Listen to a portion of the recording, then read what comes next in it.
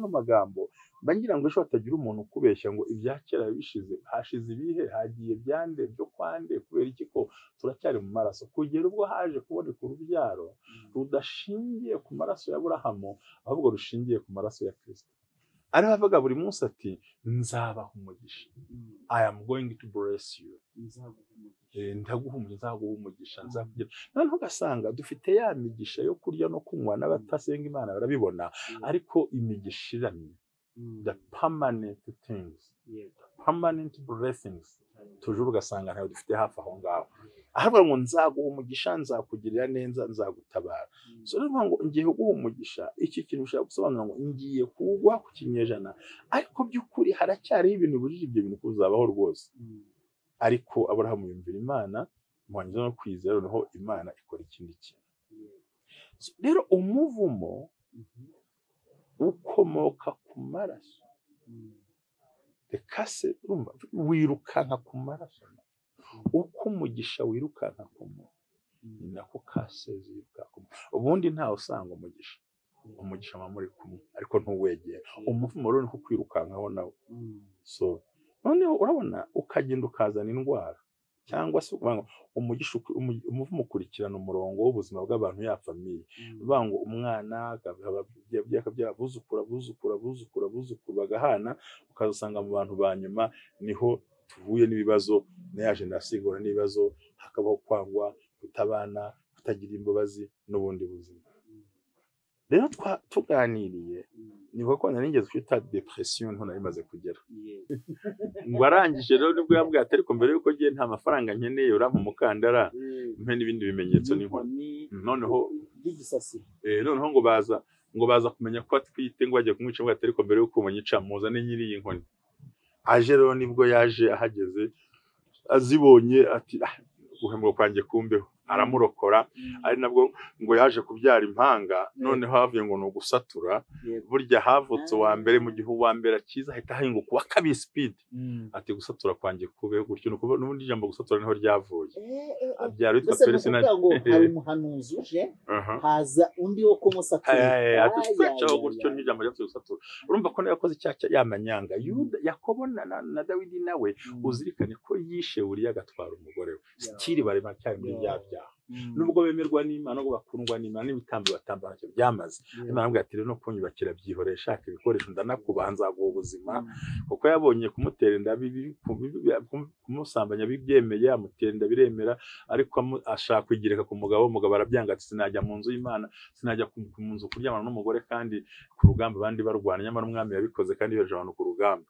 So urumva ari ibintu byose ni ikintu cyerekana ko iyo ukiri mu mico ya so na so wanyu na bene wanyu nta kintu ubasha kugeraho. So biragusaba kuhinduka mu bitekerezo n'imyumvire, ubundi asiga ugatamba igitambo cyawe.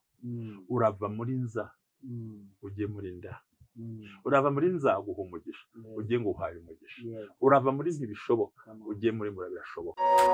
Ubumwe bw'Abera Ministries, amavuta akandagira amateka, ubuzima bugahinduka. Mwiyerekwa ry'umushumba Rivera Ntambabazi Jean Baptiste, ubwo yasengaga Imana yamuhishuriye abantu benshi batsikamiwe n'amateka mabi, imuha amavuta ngo genda uyasuke kuri bariya ubuzima buhinduke. Amavuta akandagira amateka, ubuzima bugahinduka. Ndamutse neza mushumba. Ndashima Imana, ndamutse amahoro. Waramutse amahoro. Umeze neza? Ni ukuri meze neza, umwana arandinze, umwana ndi bugufi, n'inshuti yanjye arandinze rwose. Hari akaririmbo twajyaga turirimba ngo Yesu ni inshuti yanjye sinzamureka, yangiriye neza sinzamureka, n'ibindi bigiye bitandukanye. Ariko abantu badukurikira bari Burengerazuba, Iburasirazuba, Amajyepfo n'Amajyaruguru, umujyi wa Kigali, intara ya gatandatu y'abadiaspora, tubahaye ikaze mu kiganiro cyacu cy'uyu munsi ku bumwe bw'Abera Ministries, muri ya nsanganyamatsiko tukirimo ivuga ngo amavuta akandagira amateka, ubuzima bugahinduka. Bohoka, aguka, uzura Mwuka Wera, bona Imana bundi bushya, kandi ukore, tera imbere, ugere kure hashoboka. Yes. Nawe ushoboza abandi. Yes. Wow. Reka ikaze abantu rero bari mu ntara nk'uko bivuze n'umujyi wa Kigali n'intara ya gatandatu y'aba diaspora, abantu bakoze subscribe ku Ubumwe bw'Abera Ministries hamwe n'abo bose Imana y'amahoro ibahe umugisha kandi bishimire. Nasaba umushumba akadutambira igitambo cy'isengesho niba nta bantu mfite ari buze kuza yumva yuko nabikoze neza. Ako kantu nshizemo ni keza mushumba. Akantu nshizemo ni keza. Nakahe uvuga ngo niba nabikoze neza wowe rero njyewe product nyiha amanota 5 ku ijana. Ahubwo imbaraga umuntu yashyizemo n'ubushake nkabiha 95 ku ijana. Urumva ko uruhande rwiza rye rwuhagereye kuko buriya produit iri finirangiye ni imbaraga nyinshi z'ibitekerezo byabikoze. So wabikoze neza cyane ku ijana. Imana iguhe umugisha. Imana y'amahoro rero ibishimire ko twasenga Imana tugatangira ikiganiro cyacu cy'uyu munsi. Urakoze Mana, turagushimye kuri uyu munsi wa none. Uri Imana yacu, uri Munyembaraga, urashoboye kandi urakora. Turagukunda, tuzi ko ushobora byose, nta utapfa. Mana, ufite imbaraga iburyo n'ibumoso, hirya no hino, mu mavuta akandagira amateka, ubuzima bugahinduka mu izina rifite imbaraga rya Yesu Kristo. Unyemerere kino kiganiro mwami gishyigikire, tujye imbere, turusheho gutera imbere, dufashe Mwuka Wera w'Imana tuzaho cyangwa Yesu Kristo umwami wacu. Amen. Ikaze mu kiganiro nta kindi kintu nateguye mpereye ku murongo, nuko ngomba gusubukura bya bintu bindi nasigaje. Uzi ko dukora live n'abandi bazwitirana nyuma, twagaragaje ibintu birenga 10 bisobanura umuntu uriho Karande n'umuvumo. Mvuga ko ibintu nzavugaho umunsi wa nyuma. By'ukuri iyo tugiye gutekereza tubundi se twongere tuganire, tuzabigarukaho kenshi. Ubundi Karande n'umuvumo ni iki? Karande n'umuvumo ni imico cyangwa imigenzo y'uruhererekane yibitsemo ubugome n'ingaruka mbi ku muntu, bikangiza ahazaza h'abana, bagasigara mu ngorane nyinshi kandi abantu bababaye. Ni iki ibyo bintu bisobanura Karande? Ikindi cyane niba ko tugomba kwitegereza yuko kenshi na kenshi ni imico igaragara, ni imigenzo igaragara, bikomoka ku babyeyi batambutse no ku bana babo, ndetse binazana cyane cyane impaka mu buzima no kubaho umuntu ababaye no kubaho umuntu ameze nabi. Rimwe na rimwe tweza ku mubiri y'abantu bikaboneka umwijima bariho, ndetse ugasanga nabagoye biturutse mu ivuka no mu miryango yacu yaduhamagaye yatubyaye, none ugasanga bitugizeho imbaraga nyinshi cyane, hamwe umuntu yisanga mu kigeragezo atiyategura mu kubaho kwiwe ko byamugoye. Uburyo abantu bakwakira, uburyo mwabanye n'iki byose, kandi cyo ugasanga bigirwamo imbaraga naho mukomoka no mu nzira. Ni umurage rero uwo ufite imbaraga cyane cyane ku mpano, ku bushobozi, uko wakirwa, ndetse n'uburyo ubaho muri iyo mico yawe. Ikindi ikaba ari uburyo ko kumva imyumvire, ukaba kuvuga nko bavuga kenshi ngo like father like son, ngo umwana kimwe na se, ariko nanone ugasanga bifitemo ukuri mu buryo bw'umwuka, ariko bigaragara ko umuntu abasha kubohoka kandi agatera intambwe agakomeza. So generation curses rero cyangwa se kandi ubw'umuvumo rugira imbaraga cyane mu kwangiza hazaza, cyane cyane ku migisha y'abantu, ku iterambere ry'abantu no kwangirwa kw'abantu. Ndetse rimwe na rimwe ugasanga imyumvire niba yumva kimwe, umuntu agasanga yajya kuraguza, yajya kubaza ngo byagenze bite, ubundi se kuki ari jye intambara zihoraho, kujya rye bihoraho, ugasanga aragenda buri gihe afite kwa gushidikanya no kwinjira mu bintu bitari bimwe byiza. Kubera iki? Hari uburyo kiyumva mu buzima bwe butamukundira. So nuvuga ngo ibintu birazahugora cyane, kuko urumva deja iyo bifashe kuri wa mugisha bigafata kuri bwa buzima, bigora kubyumva cyane ko abantu benshi muri twebwe uranimubwira ntiyumve ko ari bamambara kamengo ya papa ari umurokore, papa yarasenga ntuzi, ariko ntabwo ari so. Ushobora kuba ari sokuruza, ntabwo ari sokuruza, aba kuba sokuruza wundi wa kera. So ugasanga rero niyambimo igenda yegera, igenda yataka kandi igora buri muntu. Icyo rero mugomba kugitekerezaho mukakimenya ko bishingiye kuri ubwo buryo. Umuvumo muri Karande rero, Imana igira uruhare rwo kugukiza mu buryo butandukanye no gutekereza, ariko hari kondisiyo uba ugomba kubamo. Uzamenya ko n'uwitwa umuvumo n'uwitwa Aburahamu, kugira ngo akire umuvumo kugera kuri Dawidi, haciye ibinyejana 14 hagati ya Dawidi ndetse na Aburahamu na Dawidi. So nuvuga ngo ikintu cya mbere hari icyo tugomba kumenya. iki gihererekane uruhererekane rw'isekuru urumva ko na Aburahamu avuye mu muvumo kwa sekuruza we yari yamaze kubatanga avuye kwa nubwo yasindaga nari babwiye abatamba bimvuye umunsi wa none yambwiye ngo va mu gihugu ugende nzaguha umugisha ngo nta kintu na kimwe nta mugisha wabona ugira condition ugira ukuntu uhagarara gusohoka muri condition uko nayo baganirije sobanura ngo hagati yande ya Dawidi ya Aburahamu na Dawidi herekana ibinyito 14 byose ibinyejana byerekanamo wa muvumo nawe mutwe uko kugera ubwo noneho kuva kuri Dawidi kugenda ukagira basenya Babuloni nabyo ni imyaka 10 ni ibinyejana 14 generation noneho kuva mu bunyage bagaruka i Babuloni kuva i Babuloni bagaruka kugera kuri Kristo adupfi avuka naho ni ibinyejana 12 nibisekuru 12 babaraga mu myaka 100 kandi gusubiramo byumvise ibintu byo kumuntu acara ngo atekereza usanga bibiri ifite ibintu byinshi bitse ariko abantu bisomera imirongo iri hejuru nyamara ibagwa nabi bakwiye gukosora ntibashake kuyireba no kuvuga ngo iyo tugiye kureba general blessings cyangwa se mugisha n'ibindi byose nuvuga ngo hari uruhererekane imanze mu byumve neza cyane no kuvuga ngo kuva urebe ko Imana igenda ikora kandi itanga umugisha kuva ku kinyejana cya Aburahamu ukagera ku gisekuru cya Dawidi byasabye ibinyejana 14 kuva kuri Dawidi kugera Babuloni isenywa ni ibinyejana 14 bava mu bunyagi Babuloni kugera Yesu avuka ni ibinyejana 12 ubwo bibaye ibinyejana 90 biba ni generation ubwo ni ukuba 14 32 buri so urumva ni ibintu nashaka kugira ngo umuntu abanze kubyumva kandi aho hose kugira ngo tubone Kristo ducungura Imana rero ijya imenya neza umuryango n'ibiburimo n'impamvu inkomoko yabo n'icyo kwiye gukora kugira ngo itange wa mugisha rero kuva ku isezerano rya Aburahamu kugenda ukagera Kristo avuye ageze atuvukiye Imana avuga ngo I am going to bless you nzabahumugisha ngiye kubahumugisha nza I am going to bless you nzaguhumugisha ni nza niba ngo hari karande kubuza umugisha uhora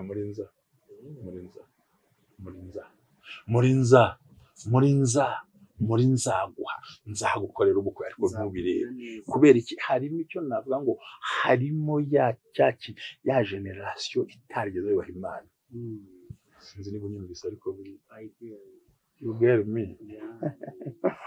bantu bo mudukurikiye kumwe bw'abera ministries amavuta kandagira amateka ubuzima bwahinduka hanyuma nakabona ko bwahindutse kandi akaba mugaragariza indwara ikava ukayibona kandi ngo kubakiza ubuzima bwahinduka ntayo ngifite sinkifite ukabigaragaza biragusaba ikintu kuba maso makini kuba makini ukumva bino bintu niba nkubwiye ngo hagati ya Aburahamu avi Babuloni akagenda akagera kuri Dawidi ari ibinyejana 12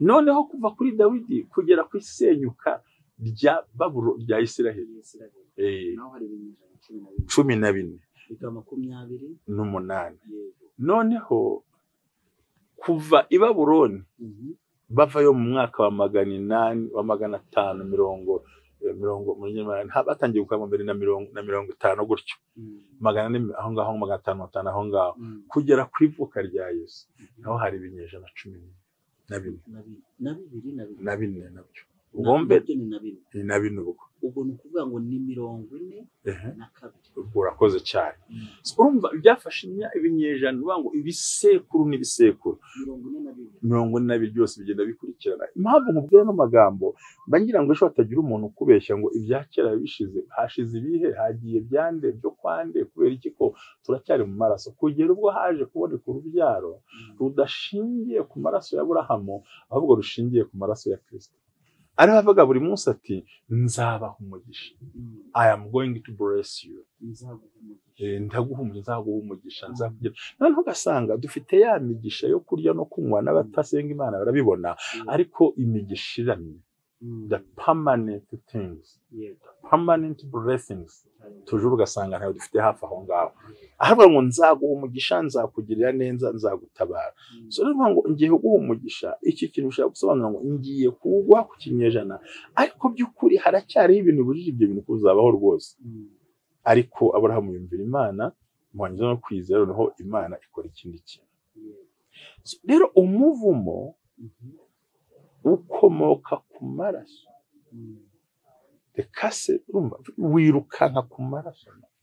Uko umugisha wirukanka ku muntu, ni nako kase ziruka ku muntu. Ubundi ntawe usanga umugisha muri kumwe, ariko ntuwegera. Umuvumo rero niko kwirukankaho nawe.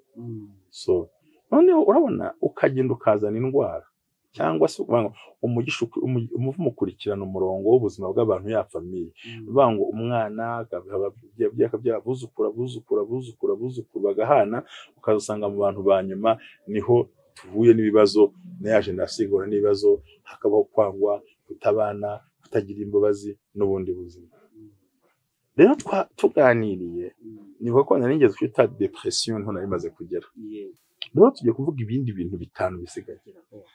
Ese hari ikintu Dawidi cyangwa guhera kuri Aburahamu, umwana we Isaka na Yakobo, hari ikintu bari barakora gikosora ibyo sekuru Aburahamu yakoreye ku gicaniro akagisinziriraho, Imana ikamubwira ngo muzamara, muzasuka. Ariko inkongoro nta nubwo zanakiri, naratangaye cyane mu ijambo ry'Imana, zaracyanduje, zaraje zikiboza iracyanduza gusa. Ese hari ikintu bari barakora, muzi ari ikintu umuntu w'uyu munsi yakora amaze kumva bino bintu, hari icyo yakora agahita ahindura ibintu bigahita bitangira kugenda neza, kubwo hari icyo akoze kitigeze gikorwa na se wabo, ahubwo se wabo cyangwa nyina cyangwa nyirakuru cyangwa nyirakuruza cyangwa sekuru cyangwa sekuruza, hari ibyo bagiye bakora bagakosera Imana. Imana ikahora ivuga ngo nzaguha, igahita ihindura ijambo ikavuga ngo ndaguha, ndabiremye, ndabikoze, kandi agatangira kwinjira muri ibyo bintu. Ese yakora iki? Urakoze. Imana ifashe bacyumvise neza ko bakumvise. Arakoze cyane. Biratubwira ngo umuntu yizeza umutima akatuza akanwa, akabona kwakira ibintu byose. Ubundi bitambo ntabwo byabanje gupfira kuri Aburahamu, ibitambo byabanje gupfira kwa Kayini. Aho yishe akamwicira imbere y'igitambo cye. Ntarwashikeje ngo nuko ngo atatanze uri mu isezerano. Niko abantu benshi hari ukuntu ntasoma Bibiliya kumva niwe uyizi kurusha abandi, kandi biba mu birembo. Nawe nzi kuri muyiga umunsi wose umvise ko uzi Bibiliya kurusha abandi, uzaba uri umuswa kurusha abandi. Bibiliya nta muntu uyimenya, natwe turakiga turakinginga. By'ukuri bigaragaza ngo nuko yatanze intama ntago ari cyo bishushanya, yatanze ku butaka bwa bumwe, atanga ibidatangwa. Arangije barakosora, n'utanze ikizima akigwaho. Wanyumvise? N'utanze ikizima agira gute? Akigwaho. Urakoze cyane. Uboneka ni Abeli. None wibuke neza ko Nowa nawe ubwo yari asohotse iba munuze mu nkuge, yatambye ibitambo, Imana iramushima kandi aranezerwa, imuha n'umugisha wo kubiba. Amaze no kubiba agira umwanya wo gusarura, araneza. Amaze kweza asindishwa n'umwero wavuye ku gitambo Imana yamuhereye isezerano. Shando kore yabo. Haleluya. Ubumwe bw'abera, amavuta kandi agira amateka. Uyu munsi ubuzima bugahinduka. Ndashaka ngo buhinduka mu izina rya Yesu. Urumva Imana imuhaye amasezerano ari matamba. Ibyeze kuri ya masezerano bimuteye gusinda. Bimuteye gusinda yambara ubusa. Yambaye ubusa, deni yongera agarura umuvumo muri cya gisekuru cye. Urumva kanaka ibanga rikubiyemo. None urumva birangije nibwo yavumye bose arava amasesura muri yawe bivuze kuva kera, kugira ubwo Aburahamu Imana yamuhamagaye imukura muri uriya bakarudayi. Imuhamagaye ngo va mu gihugu cya so na nyoko ugende, nzakwereka, nzaguha umugisha. Deja abahagurutse. Kubera ko bisaba gukora shift kuva muri Karande nk'uko wambazaga, no kuva mu mivumo ugenda ujya mu isezerano, ukora shift. Urashiftinga mu mwuka no ku mubiri. Ukavuga uti ndarekuye. Araza mu gihugu cye kandi kwaje azana na tera, ugaza ngo muzagana baruti ntabwo twitindaho cyane. Imana iramwihorera kugeza yahicaye nawe icya mbere yinjije umuntu Imana itari yamubwiye ariko nta kundi yari kubigenza, hariho roto utasiga utamenya aho umusiga ntibyo bikunda. Hanyuma nawe akora ibicaniro byinshi, ariko muri ko hari ibicaniro yakoze yitwa Buramu, ndetse arangijeho kubyarana n'umugore ngo atigeze isezerano, ahubwo yumvira umugore yiremera indi sezerano izamurwanya. Ariyo mpamvu hagati y'Abarumi n'Abisiraheli hatazabura intambara, ku bene Ishimayeli ntibatuza. Ubundi bene Ishimayeli bafite umutekano, Abayuda ntibagira umutekano, bene Yuda bafite umutekano, n'abandi ntibabona umutekano. Niko bimeze rwose, icyo yabisobanura. None umuntu tugira ku cyo nakubajije, ntabwo ndakigero ndakigarukaho, nagira ngo nsubize uno muntu mubwire ko twe twamaze kuva kuri ikiganiro cya mbere cyarangiye, bitonda babwire.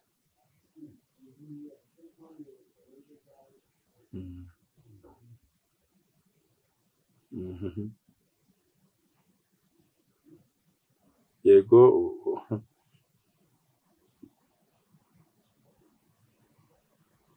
kamusubize, mwihangane musubize badukurikiye.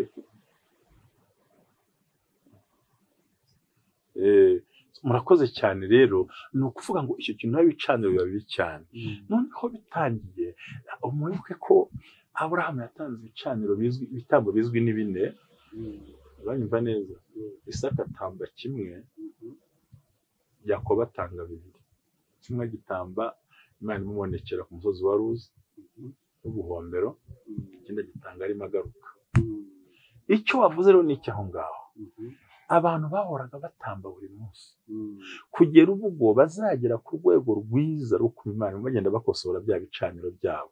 Icyo wavuze rero ni ko intambwe ubasha gutera kugira ngo ubohoke, ubashe kugera ku rundi rwego rwiza, nuko ubwawe no mu mutima wawe winjira ukamenya ngo ndakora iki gihindura. Sinagushubije uko wambaje simbyuka neza. Nakubajije ngo n'icyo umuntu yakora Imana ntiyongere kuvuga ngo nza, igatangira ikavuga ngo nda ikavana mu nzagihe ikabishyira mu ndagi, indagiye aka kanya action present. Ese umuntu yakora iki amaze kumva yuko koko ibyo bintu bimubangamiye cyangwa se bimugoye bimuri? Nta kindi kintu yakora kindi kiriho kimwe cyonyine gusa, ko ubabarije ikibazo cyiza nanjye nemeye. Kuba umuntu avuga ati ese ni gute nava mu nzagihe nkaza mu ndagihe, ni ikibazo cyiza n'undi wese yatekereza. Kugira ngo rero uve mu ndagihe mu nzagihe uza mu ndagihe, ni za kondisiyo ugomba gukora ngiye kubabwira nitonze n'umutima wanjye wose. Mu kanya nyemera nguhe telefone ubansubirize wowe, ndamukanya rego ubansubirize. Nyaboneka ikiganiro cyarangiye ejo, ntabwo turimo tugikora kano kanya. Mwe mwihanganye rwose, mwihanganye, tuzavugana nta kibazo, kandi nzabasubiza. Imana ibaha umugisha. Ibintu ugomba gukora kuki byasabye ibyo binyejana byose, nuko batahagaze mbere na mbere mu gukiranuka kwa Kristo. Icyo ubanze ucyumve. Ntabwo bahagaze mu gukiranuka kwa Kristo, ahubwo bagumye barwana n'ibyaha bya Karande. Ega wa muntu we, umuntu uri muri Karande ntabwo ashobora na buhoro kugera ku isezerano nyaryo nk'uko rikwiriye. Ibi ntushaka kubyemera. Ndabyemera. Umuntu wese uriho Karande ntibimukundira, kuko ari na kenshi uzasanga hari ibintu abakora rimwe na rimwe bitagaragara neza, kubera iki afite ya mico na ya migenzo. Ngira ngo nitugira umwanya wo kuzabiganiraho, ndazi ko ndahari, nzakwereka ibyo ari byo, sibyo? Ni ukuvuga ngo uno muntu ubwe ushaka kwegera Imana gutyo, hari ikintu atakoze. Icya mbere, kutareka imigenzo y'ababyeyi babo, ugasanga ntayiretse. Iyo ugendera mu migenzo yabo, ugendera mu bico yabo, wibuke ko nantuze na tubere kuri ntabwo ushaka kuko nagiye bivuga kera ngo ushaka kugaruka cyangwa ntabyumve, sinzi impamvu ushaka kubigarukaho. Ari umenye ko na Yakobo hari ibyo atakoze neza, ha kuriganywa neza, kubwira amakuru. Niba ari twabiganiriye, niba ari ko twabiganiriye, uwitwa Tamari wa mudamu nyine ahura na Yuda wavutse kuri Yuda ukomokwaho ubwami. uramuzi yavutse kuri Nuzi, yavutse kuri Yakobo, kandi ari Imana yavuze ko azaba umutware, ariko ntiwajya gusambana, umwana we yarapfuye. Ariyo mpamvu yagiye gusambana, kuko undi wari umugore yabuze umucikura, ngo yaje ngira nka Mara yajya kwireba. Ntabwo ari twaganiriye, ariko iyo nkuru igeze kukibona ikiganiro cyane kivuga ngo ntuza Yakobo abana ba Yuda umwe muri bo yabyaye yarongoye umukobwa ntibabyarana babuze umucikura, ugiye wese noneho basigaza akana kamwe arakimana, amaze gukimana undi nawe aravuga ati rero uru rusaza sinzarushobora, kanigire nka Maraya ndutege mu nzira ndebe, kuko n'ubundi ngo arangije rero nibwo yambwiye ati ariko mbere yuko ngiye nta mafaranga nkeneye urampa umukandara mpe n'ibindi bimenyetso n'inkoni, noneho by'igisasi noneho ngo baza kumenya ko atwite, ngo bajya kumwica, ngo ariko mbere yuko umunyica muzane nyiri iyi nkoni. Aje rero nibwo yaje ahageze azibonye ati guhembwa kwanjye kumbeho, aramurokora. Ari nabwo ngo yaje kubyara impanga, noneho havuye ngo no gusatura, burya havutse wa mbere mu gihe uwa mbere akiza ahita hahinguka wa kabiri speed, ati gusatura kwanjye kubeho gutyo, no kuba n'ubundi ijambo gusatura niho ryavuye. Abyara witwa Peresina, ngo hari umuhanuzi uje haza undi wo kumusatura, ati twacaho gutyo n'ijambo ryo gusatura. Urumva ko yakoze icyaha yamanyanga. Yuda Yakobo na Dawidi nawe uzirikane ko yishe Uriya agatwara umugore we, sikiri bari macyari muri bya nubwo bemerwa n'Imana, nubwo bakundwa n'Imana, n'ibitambo batamba ntacyo byamaze. Imana amubwira ati rero no kunyubakira byihoreye, shaka ibikoresho ndanakubanza guha ubuzima, kuko yabonye kumutera inda kumusambanya bibyemeye, amutera inda biremera, ariko ashaka kwigereka ku mugabo. Umugabo arabyanga ati sinajya mu nzu y'Imana, sinajya mu nzu kuryamana n'umugore kandi ku rugamba abandi barwana, nyamara umwami yabikoze kandi yoheje abantu ku rugamba.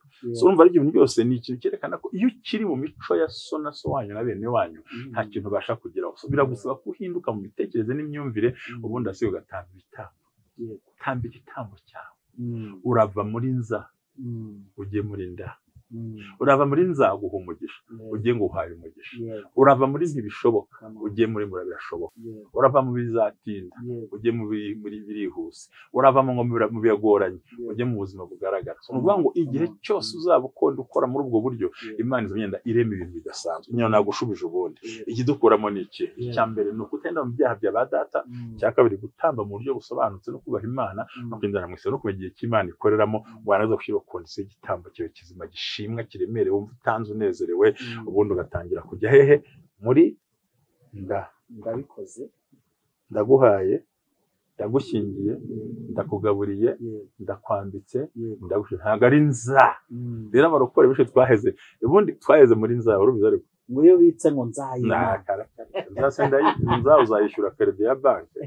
Hoya iyo nza ni ugukererwa. Umenye ko iyo nza Imana iyibwira uwitwa Abraham yabanje guca mu Egiputa, n'umugore wakamurekura abanza guca mu bintu bikomeye, bityo bituma atabasha kugera ku ntsinzi nyewe yari ikwiriye. So rero ni byiza ko niba ushaka gukizwa no gukira no guhagarara ahantu heza, ukava muri nza ukajya muri nda, nuko ukora izo kondisiyo zari zihagije.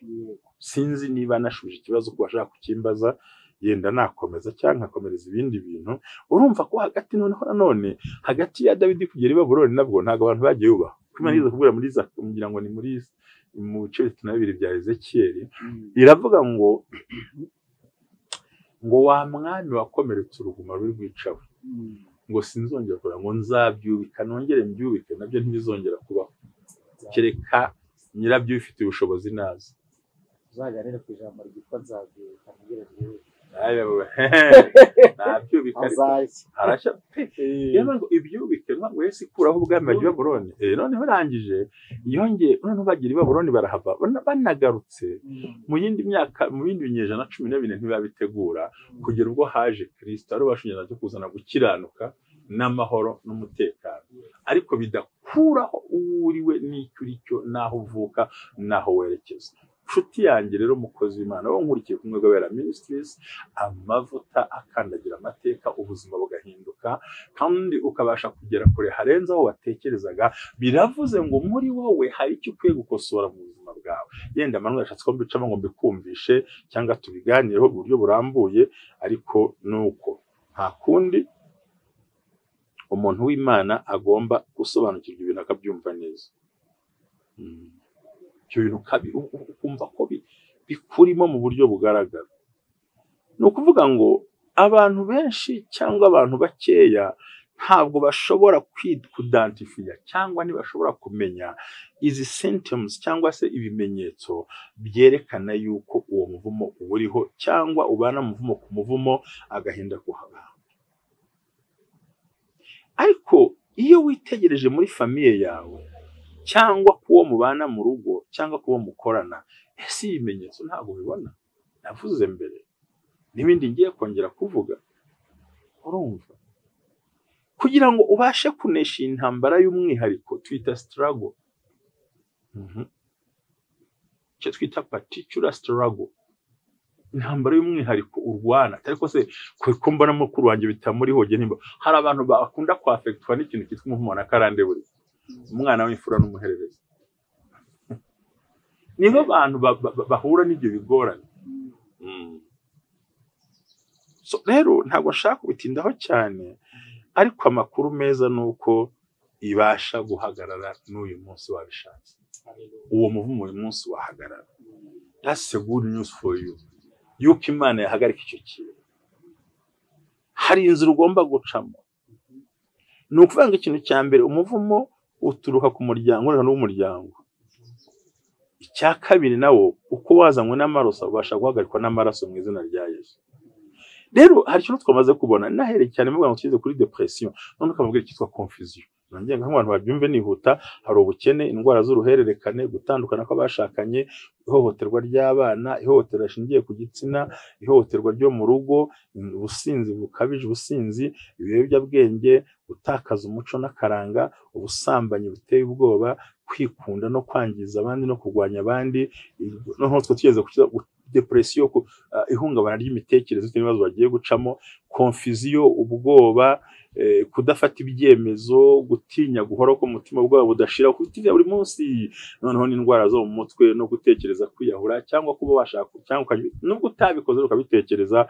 Ikindi gusenyuka kw'imico n'imigenzo myiza, kwibwa, kwamburwa ibintu, kwimishwa akazi, guhomba opportunity n'ibindi byinshi cyane. Ibyo byose rero n'ibimenyetso simusiga byerekana ko karande ikuriho. Ushobora kubibona ku mugabo wawe, ku mwana wawe se, ku muvandimwe wawe se, kuwo muturanye, kuwo mukorana, ndetse n'uwo mubana mu kazi. Hanyuma tugeze rero nibwo ko nzagaruka mvuga kuri depression, ariko umunsi tuba kuri confusion cyangwa turavuga mu gucanganya ibitekerezo. Ugasanga umuntu kugira ngo ufate icyemezo runaka ukwiye gufata, hari umuntu ucuruza mu bitekerezo ariko adacuruza mu bikorwa. Nzacuruza ipantaro, nzacuruza imyenda, nzava muri ibi, nzateka restaurant, ku buryo umuhaye n'amafaranga atamenya ikintu yakoresha. Ugasanga muri we nta decision afite, arafitemo confusion, n'uriya suriya, nzafata uriya, nzajya hano. Ugasanga habuzemo kwiyemeza. Nacyo ni ikimenyetso, ni symptoms zerekana yuko uriho karande n'umuvumo. Ikindi gikurikiraho navuga ni ikintu cyitwa fear, ubwoba. Yowe, nimbikora se bigahomba, nimbikora se bigapfa, ninshaka uri arakangirika se, numvise divorce wa urugo sinarwemera, hari ubundi ndajya gukora iki, ko naho bagiye bapfa. Ukumva muri ufite ubwoba, ikintu cyose, ubwoba wo muhuye, ubwoba wo muganira, ubwoba wo muvugana, ubwoba wo musangira, ubwoba icyo ukora cyose, ubwoba. Ntabwo ari ibintu byiza by the way, ni ibintu bitari byiza, bitagombye kuryohera ubuzima bwawe. Ukwiye kuba muri iyo confusion ituma wumva ufite gushidikanya muri wowe no gukekeranya n'ibindi bidahura. Ikindi indecision, umuntu utazi gufata decision.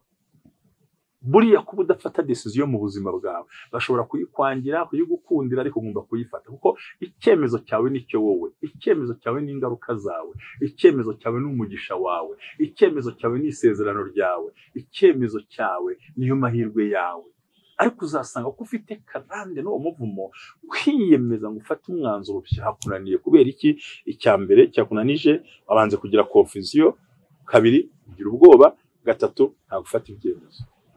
Kandi icyemezo cyawe nicyo wowe, kandi icyemezo ni wo mugambi, kandi umugambi ni wowe. Rero kubitinya kubikora, uriho umuvumo, uriho karande, ntuzi impamvu yabyo.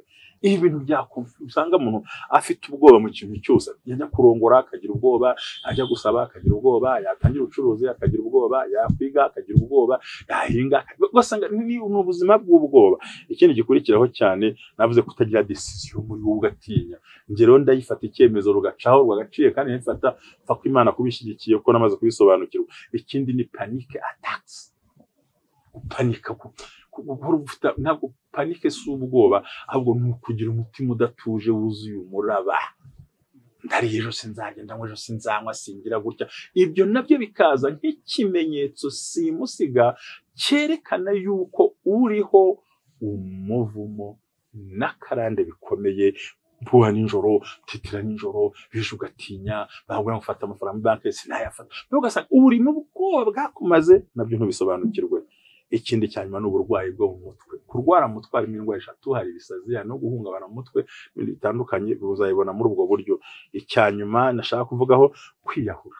Bavandimwe, kwiyahura, suicide, kwiyahura ni indwara mbi cyane. Noneho hari abantu babikora, hari n'abatarabikora ariko babitekereje muri bo, bagambiriye kubikora, banabifite mu bitekerezo, banabifite mu byo babitekerezamo, ariko ugasanga niba unabitekerezaho rimwe, kabiri cyangwa gatatu cyangwa kane, igihe ubitekereje byose jya umenya ko uriho atake y'abadayimoni nawe umuvumo kuriho, nubwo utarabikora. No kubitekerezo ubwabyo ni amafuti, ni ibyaha, karande n'umuvumo bikwicaye hejuru. Ndakugira inama mushiki wanjye, mwene data wo nkurikira, ni yego nturiyahura, ko kwiyahura ikiganiro wariyahuye, ikiganiro ntiwanacyumva, wariyahuye ikiganiro ntiwacyumva, wariyahuye ucyumva, ariko wabitekereje kenshi, wabivuze kenshi, ubigambirira kenshi, uriho umuvumo ukaze ukabije, ushaka bakwitonda mu izina rya Yesu. Ikindi gikurikiraho ni ikihe rero? Gusenyuka kw'imico, attitude and behavior. Ukabona umuntu ibintu akora si by'abantu bazima biwabo, wanamubwira ngo ibyo birakureba se, wamubwira ngo se umuntu ushaka iki, wamubwira ngo jye umenye ibyawe, wamubwira ngo ariko mwagiye mwiginde bagize abacamanza, wamubwira ngo ariko ubundi bitakureba ntureba hirya. Ugasanga afite imvugo nyamara ibyo umubwira kwari ukuri. Ikindi kwibwa, kwamburwa no kurota zanzozi, urota uri mwirimbi, urota wapfuye, urota bashyingura, bagutwaye imodoka, bagutwaye imfunguzo, wabuze aho waparitse, ibintu byose ni ibimenyetso byinshi byerekana ko uwo mwuka wo generation curses ukuriho, hari ibyo ukwiye gukora no guhinduka. Rero Imana ibampera umugisha mu izina rya Yesu. Ndumva ngiye gusubira ngo umugambi w'Imana babeho, umugambi w'Imana ubegere, umugambi w'Imana bakomeze. Ibanga nta rindi ni ukwakira Kristo akubera umwami n'umukiza. Kabiri, menya ibanga gutanga igitambo kiremereye ku buzima bwawe. Gatatu, jya umenya kugendana n'Imana mu migambi no kugira ngo isano ry'Imana. Imana iguhe umugisha kubwa Yesu Kristo umwami wacu. Amen. Shalom, shalom.